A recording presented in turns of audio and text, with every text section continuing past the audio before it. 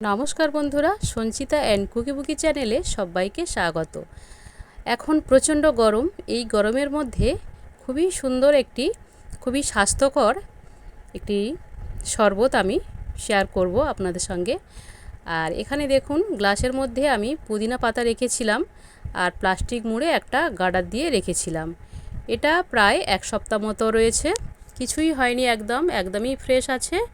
এখানে আগে করেছিলাম, কিছুটা বেশি হয়েছিল, তাই জন্য এটা এমনভাবে রেখেছিলাম। গ্লাসের মধ্যে অল্প একটু জল দিয়ে আমি এভাবে রেখেছিলাম। দেখুন কত সুন্দর রয়েছে, একদমই ফ্রেশ আছে, একদমই শুকিয়ে যায়নি, কিচ্ছু হয়নি। আর এখন পাতাগুলো সব নিয়ে নিলাম একটা বাটির মধ্যে। পাতাগুলো সব তুলে নিয়েছি। আর এখন এই মিক্সচার গ্রাইন্ডারের ভিতরে এটা দিয়ে আমি একটা পেস্ট বানিয়ে নেব। তো পাতাগুলো দেওয়া হয়ে গেল। এখন লেবু দেব।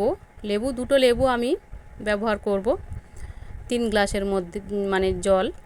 এখানে একটু লেবুটা গড়িয়ে নিলাম। এইভাবে গড়িয়ে নিলে কি হবে, মানে রসটা খুব ভালো করে বেরিয়ে যায়। তাই এভাবে আমি 2 পিস করে নিয়েছি লেবুগুলো এভাবে চেপে চেপে কিন্তু রসটা বের করে নিতে হবে। আর যাদের লেবু রস বের করার যে মেশিনটা থাকে সেটা দিয়ে চেপে বের করে নিলেও হবে। তো এইভাবে আমি দানাগুলো সব কিন্তু আলাদা হয়ে গেছে, ছাঁকা দিয়ে আমি ছেঁকে নিয়েছি।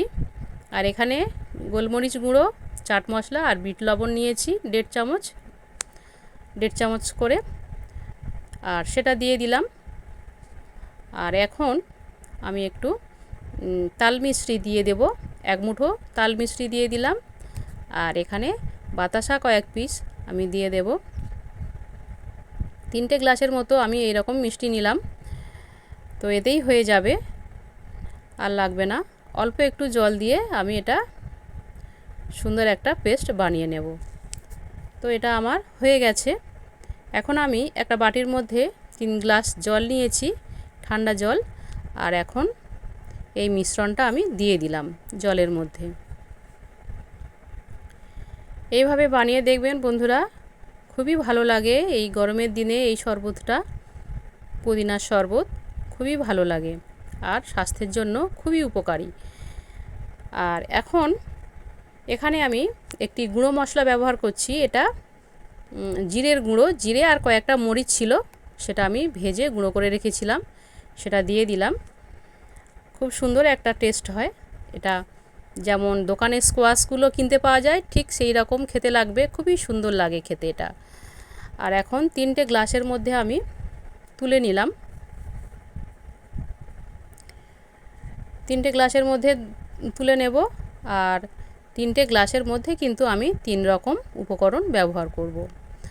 আর এখানে আমি বরফ দিয়ে দিলাম 3-4 টুকরো করে 3টে গ্লাসের মধ্যে। বরফটা দিলে খুবই সুন্দর হবে, ঠান্ডা ঠান্ডা খেতে খুবই ভালো লাগবে এই গরমের সময়। আর এই গরমের সময় বন্ধুরা একটু জলটা কিন্তু বেশি খেতে হবে। আর এখানে এই চিয়া সিড ভিজিয়ে রেখেছিলাম 1.5 চামচ মতো, সেই চিয়া সিডটা দিয়ে দিলাম একটা গ্লাসের মধ্যে। আর একটা গ্লাসের মধ্যে দিয়ে দিলাম 1.5 চামচ ইসবগুলোর ভুসি, সেটা ভিজিয়ে রেখেছিলাম, সেটা দিয়ে দিলাম। আর এখানে দিয়ে দিলাম তুলসী বীজটাও ভিজিয়ে রেখেছিলাম, সেটা দিয়ে দিলাম। তুলসী বীজ কিন্তু আমাদের স্বাস্থ্যের জন্য ভীষণই উপকারী। 3টে উপকরণই খুবই ভীষণ উপকারী আমাদের শরীরের জন্য। মন, প্রাণ, পেট 3টেই ভরে যাবে এরকমভাবে করে দেখবেন বন্ধুরা, খুবই ভালো লাগবে। তো এইভাবে করে নিলাম।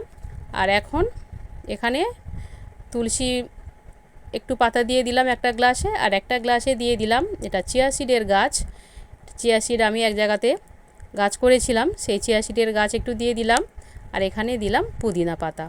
এভাবে আমি সাজিয়ে নিলাম। আর এই আজকে শরবত কেমন লাগলো জানিয়ে আমাকে কমেন্ট করবেন। আর সাবস্ক্রাইব করে আমার সঙ্গে থাকার অনুরোধ করলাম। যদি ভালো লাগে লাইক করবেন। ধন্যবাদ।